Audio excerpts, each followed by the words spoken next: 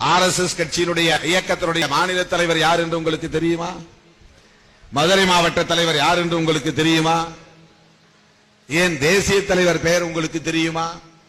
அவர்கள் என்றைக்காவது தங்களுடைய பெயரை வால் போஸ்டர் சுவரொட்டிகளிலே அச்சிட்டதுண்டா? துண்டறிக்கைகளிலே அச்சிட்டதுண்டா?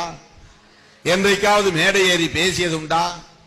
தன்னுடைய தலைவர் பின்னால் நின்றால்தான் தன்னுடைய முகம் தெரியும் தொலைக்காட்சியிலே என்று என்றைக்காவது முண்டியடித்துக் கொண்டு வந்து மேடையிலே ஏறியதுண்டா? நான் மட்டும் ஏன் பின்னால் உட்கார வேண்டும், நானும் முன்னால் தான் உட்காருவேன் என்று முன்வரிசையிலே யாராவது வந்து முண்டியடித்துக் கொண்டு உட்கார்ந்து பார்த்ததுண்டா? ஆனால் டெடிகேட்டடாக அர்ப்பணிப்போடு பணியாற்றுகிறார்கள்.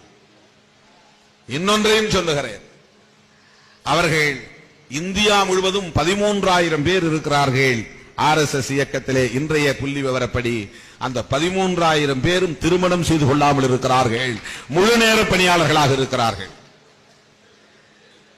அவர்களுக்கு MLA ஆசை கிடையாது, MP ஆசை கிடையாது, மந்திரி ஆசை கிடையாது, அவர்களுக்கு விளம்பர ஆசை கிடையாது.